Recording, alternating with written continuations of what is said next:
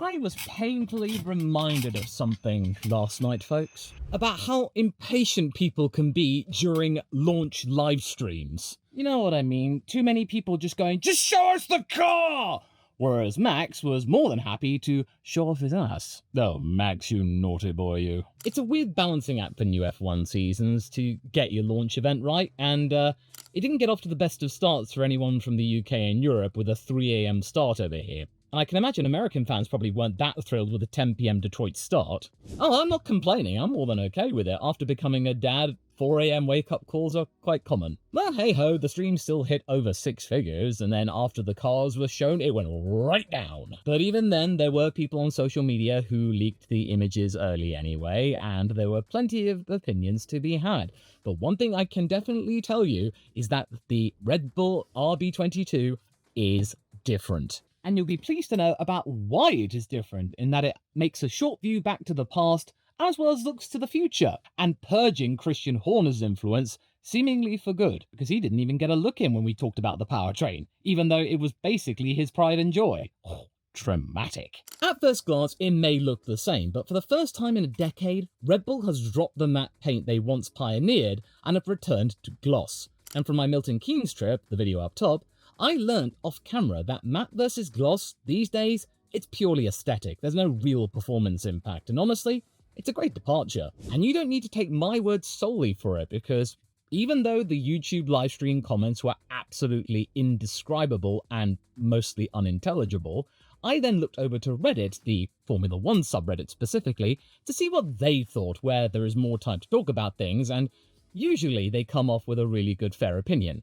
And the RB22, it got a seal of approval, so allow me to summarise. For them, there was a tidal wave of relief going on here, because Red Bull finally changed something instead of just doing the same thing on a different body that they've been doing for the last 9 years. Most thinking the livery looks beautiful and sexy with a ton of praise for the return of that glossy finish. Again, more of a design choice than a practical one, and a very well executed one. Because you got the Ford blue paired with a very dark navy on the team kit to look similar to what's going on the car, what with the carbon fibre in the blue.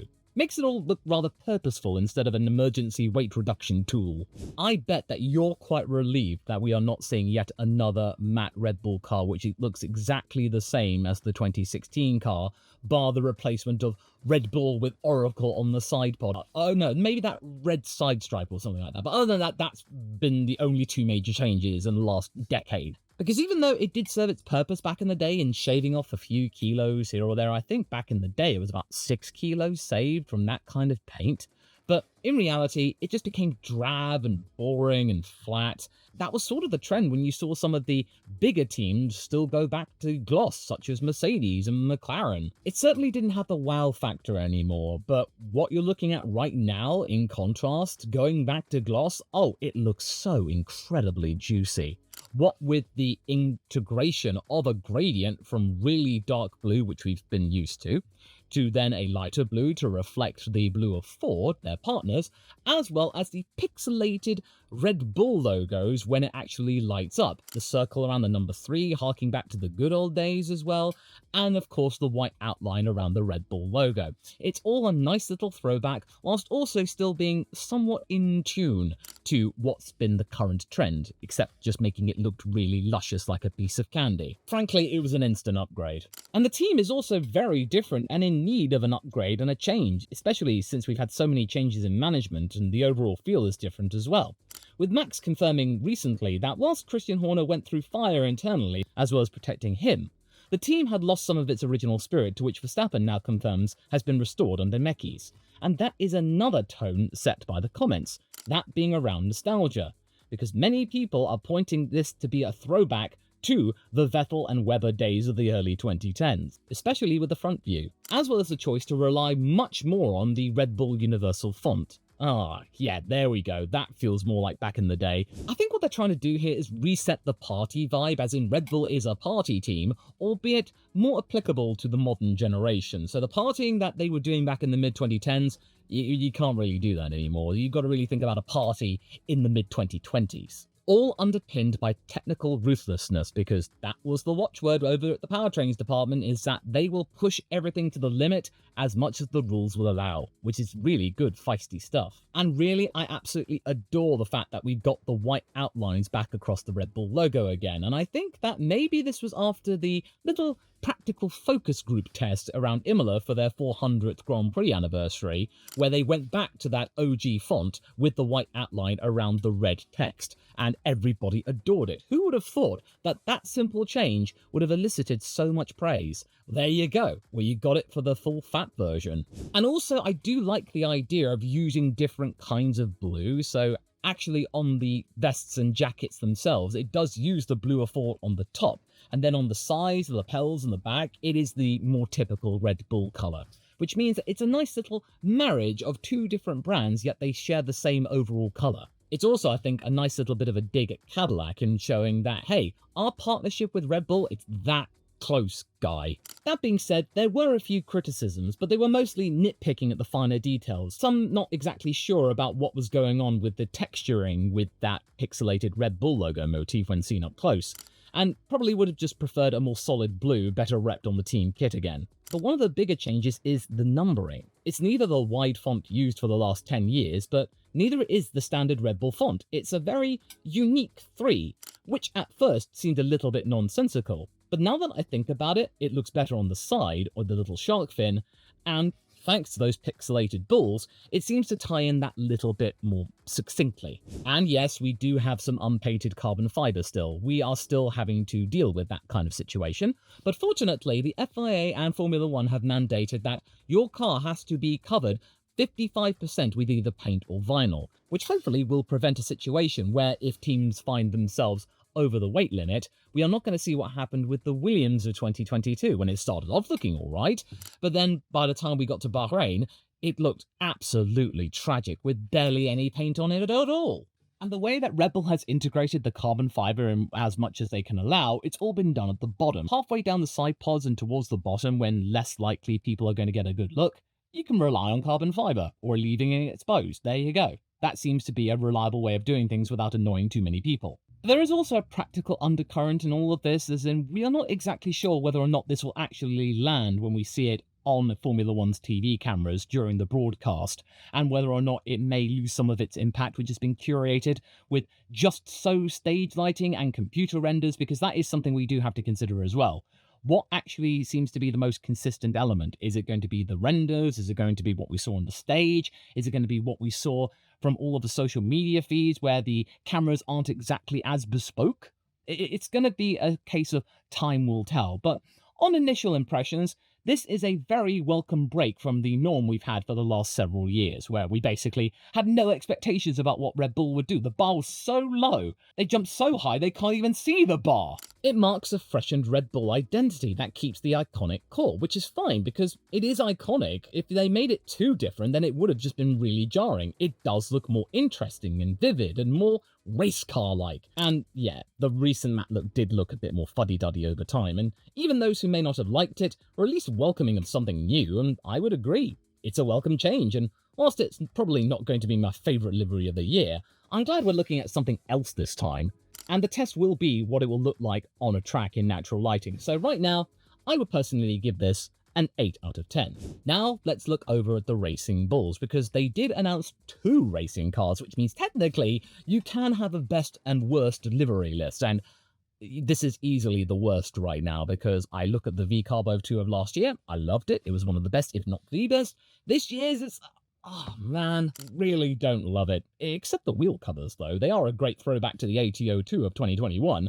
And who knew that wheels would carry the design, because the rest of it is really disappointing. That mini bull motif of last year was what won it so much acclaim and was one of the best and interesting liveries of that season. This one, not really. Unless you're looking at it from the top down. There it does look a bit dangerous, and this seems to be reflected over on the Reddit comments, and the wheels getting all of the attraction. They're making good use of the fact that teams have a lot more flexibility in designing their wheel covers this time around, which I did forget to mention during the Audi shakedown video. There were shots of the wheels there, and they're not following the same bin lid look we've had since 2022. there can be some variations here. Basically, in my mind, saw a lot of generic, meaningless swooshes. As in, you just saw a swoosh here, you saw a swoosh there. It just didn't really land an impact to me.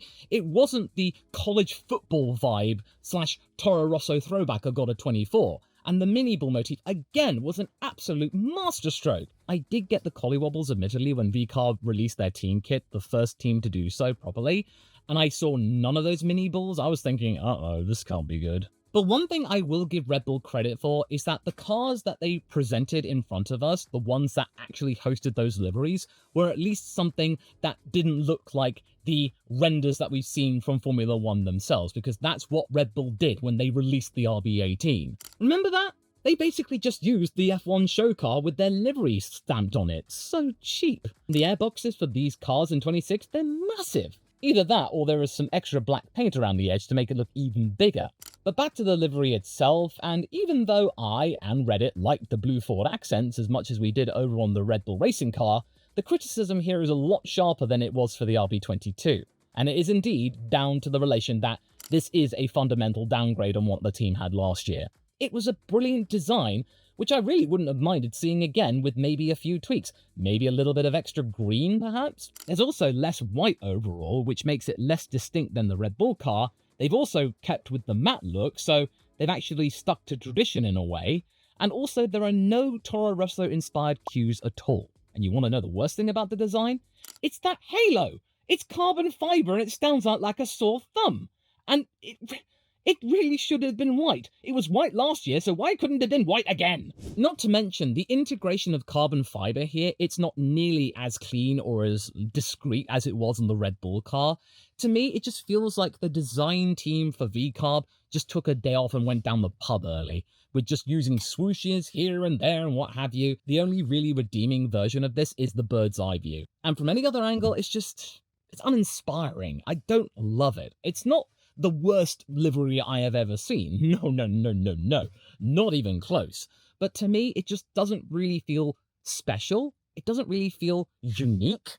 And it's a real shame because the way the team carried themselves in their presentation and their overall campaign is unique and special and harks to VCARB's mantra of being there for the youngsters and appealing to a younger demographic. That's all great. The livery here, though, it just doesn't land. The font numbering, it's different to the senior team, but it just doesn't feel as special as it was last year with that college football vibe. And I think they could have easily gained an extra point, in my view, by just making that halo white. It would have just made it a little bit more balanced. And I think what didn't help the deflated tone of the Racing Bulls presentation is that just a few minutes prior, we'd been treated to a little burst of novelty from the senior team. Us all celebrating a clear break from the long matte navy norm, and a much smarter integration of the carbon fibre. Then come along as the VCARB, and we didn't get really any of that. It just made us notice the difference even more sharply. So I would here call this a 5 out of 10. It's so-so, let down by the fact the senior team really smacked us in the face here. But okay, let's step back from the liveries and talk about the launch event itself. This was, quite simply, a full-on new era sales pitch to us. And to be fair, it made total sense since we were in Ford's backyard of Detroit, and this was very much all about the engineering and trying to prove to us all, including General Motors and Cadillac, that they are more than just simply marketing and suckling off the teat of Red Bull Racing, a winning team, and instead they are getting their hands dirty and going into detail, or at least as much they could, bar red tape and secrecy and sensitive IPs and NDAs, what have you, and really getting into the nitty-gritty in regards to what they are actually getting up to with Red Bull powertrains, and they are just not putting their sticker on the car and calling it a day, or just doing their battery stuff. Not to mention relying on their heritage in Formula 1, as well as their heritage in general, as well as a little bit of redemption, because the last time Ford was repping a main team in earnest was back in 2004, them running away with their tails between their legs with a really mediocre Jaguar operation. It's a shame, really. It looked so good with Jackie Stewart in charge, and it's funny that they've gone back to the same place they actually used to occupy. Yeah, it's a sort of reunion after 20 years. Oh yeah, speaking of Ford, I thought I would mention this for anyone who is interested and would still like to know what a kilometre is. They took in Logan Sargent. He's going to be repping their World Endurance team. You know, the team they're going to be bringing in for hypercars in 2027. Aw, that's really good. I'm really happy for Logan. Good job. But going back to the engineering, considering that we're right at the beginning of a new cycle on a brand new power unit, the depth was really, really impressive. I like this little block and the engine block itself. Although the YouTube live chat really didn't, which is why I went to Reddit to try and get a better overview. There was only so much impatience and mockery I could take. And then when we got to Ben Hodgkinson, one of the kingpins over at Red Bull Powertrains, there was no mention of Christian Horner at all. Not even in an historical context. Sure, I figured they wouldn't focus on him soon after his departure, but to scrub him out entirely? Oh, that's cold. I mean, I don't think he's really going to be losing sleep or anything. He still has the reputation he's managed to garner with Red Bull Racing. Not to mention he's got squillions of millions of dollars right now, and he is about to be venturing in potentially to become a co-owner of Alpine, so say the rumours, and quite frankly, I think that will be the only team that will actually take him in, so he can be back with his buddy Flab. And that nod to Dietrich Mateschitz, the DM01, that was absolutely galling. The fact that it's not the CH01 or something else entirely, that was just the final sting in the tail. And funnily enough, it's sort of a resurrection of the DM01 nomenclature, because according to race fans, the DM01 was supposedly, and this came via Speed Week, which is really affiliated with Red Bull Racing, it was meant to be the original name of the RB20, the successor to the RB19, as a tribute after Didi's death. It was eventually scrubbed from that same article, but it's nice to see it resurface in this manner. You know, the engine, the beating heart of the car, this summing up Didi's legacy, him being the beating heart of the operation in making it happen. And Christian's legacy, nowhere to be seen. And the tone here we got was both prideful and kind of bonkers, and reflecting on how this whole plan came to be and how they're even still here. And I also liked it because Hodgkinson's remote segment was the most human part of the whole shebang. It didn't feel glitzy. But in all seriousness, I really do like that tribute to Dietrich Mateschitz. It really feels in keeping with the whole, hey, I'll give you the money to build a team, now you go and make it happen. Same thing kind of happened with Red Bull Powertrains, that being probably one of the final decisions that Didi oversaw before his passing. And it was a case of, well, if you want to give it a go, Christian, okay, fine by me, just make it happen. Well, I think he can look down now and realize that, hey, it did happen. Ford's role in all of this is also pitched as both heritage and a growing practical contribution, with them actually revealing their superpowers when it comes to manufacturing, which really goes hand in hand with their previous reportings of being surprised at how much they found themselves doing outside of doing the battery stuff. And the power unit demo, that was cool. They walked through all of the hybrid split, as well as what they were going to do with losing the MGU-H, which was seen as too complex and not really road relevant since we've not really seen it in application in cars, as well as Ford briefly talking about them using 3D metal printing in being able to manufacture parts really quickly, fast feedback loops, etc., maybe reducing on cost. And this is a really fascinating thing. I would love to learn more about 3D metal printing. I really barely knew it was even a thing. I didn't realize it could be applied to Formula One these days. All of something that could be implemented for this brand new engine, I think that's pretty great. And then in came Formula One CEO Stefano Domenicali, because of course he would, because this is the first team launch of the year. Of course he's going to come along and say hi and trumpet all of the other changes for 2026 that all of the teams will have to get their heads around, such as no more DRS, more electric-based tools to use for overtaking, and, of course, he is going to easily be milking the fact that they, F1, have buddied up with Apple in the US in terms of broadcasting, as well, of course, future tie-ins most likely. There's probably going to be a new F1 movie in the next few years, but they thankfully aren't going to rush it due to the fact that it was more successful than they thought it would be. And it would actually go some way as to explain why we saw the likes of Callum Nicholas, once an engineer and mechanic for the team, now a Red Bull brand ambassador, using Vision Pros to look around the engine and get into the real finer details. Them using that technology, which admittedly has flopped, yeah, that does have a little bit of logic to it. Still don't want to buy one, though. And when it comes to the drivers, and I'm mostly going to be talking about Max here, I felt like this environment was so much more hospitable. The mood was so much more pleasant and relaxed than we saw last year when we saw the RB21 at F175. The place where Red Bull were booed and both drivers were spared having to talk on stage, Max pursing his lips, gritting his teeth and getting on with it and wanting to get the hell out of London.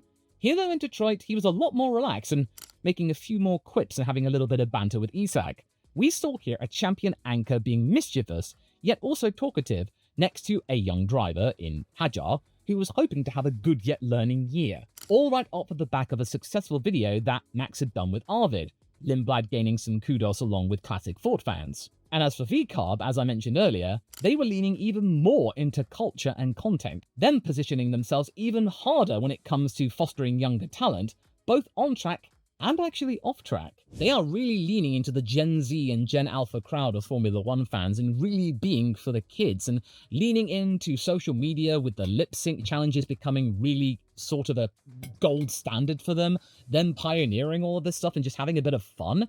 It genuinely feels like a really fun team to be at, and I'm quite sure that some of that personality and inspiration will filter up to Red Bull Racing, but I really imagine right now they'll be thinking of bigger things and bigger fish to fry. But still, I'm really glad that this is even a thing, and that they not only have managed to figure themselves out in that, hey, we are actually for young drivers and fostering talent after all, instead of being that amorphous blob in going, well, we do have junior drivers, but then we don't want to be junior drivers. We want to be our own thing. You know, we want to be selling ourselves to Visa and Cash App, and we're just another team. And then realizing the following year, oh God, what were we thinking? Of course we're going to be fostering young talent in Hadjar, etc.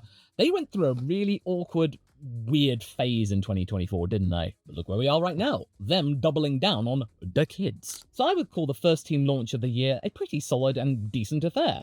A good moment for Red Bull to launch into the post-Horner era, a new world order. But at the same time, finally embracing their past with a nice little perspective on it. And also, when you think about it, it's not going to be that long before we start calling Red Bull a legacy team. Because give it a few more years, 30 years, I think you could call them that. And that new era shtick, it lands even harder when Max Verstappen has recently, thanks to that Blick interview, which us creators have been feeding on for the last few days, it's a huge tome, that interview saying that he plans to see out his Red Bull deal through 2028 and rules out an imminent team switch, even after admitting the loss of Helmut Marko was a painful loss for him. And that steadiness is going to be very important for this change in branding and outlook for it to stick the landing. Because Red Bull and Ford, they're really trying to sell reinvention here. And with Max calmly confirming away from Red Bull's PR that he's planning to stay throughout his contract, that stability will make this whole rebrand feel genuine, not some kind of gimmick. Same spine, but a new body around him. And yes, I am aware that if things went south or if things went sour, Max may reconsider his options, but based on that same interview, he seems to be really focused on being around the GT circuit come his age of 40, maybe being a team principal. And that may easily take some of the edge of him wanting to be competing right at the top of Formula One immediately. I think he sees the project of Ford and Red Bull working together, and he's impressed. He's getting down and dirty. He looks relaxed. He looks composed. He doesn't look stressed out. He's not backing away from this project or being monosyllabic or anything like that. He's really committed for Verstappen, considering that we've heard a lot of him over the winter break in relation to previous years where he doesn't really like doing media stuff, when he would ideally like to be with his family and playing on the sim during the winter break. This is quite a big departure from him, and this is actually a really good one for Red Bull to be seeing. But again, his generational influence might look elsewhere if it's really bad, but right now I don't think it is bad, or at least in his own opinion. It is, again, important to consider since he is more than happy to talk about the team. And what you should consider is going to watch this video right here, because I really think that you will like it. Here we are. The winter break is over. Let's roll on more liveries, people.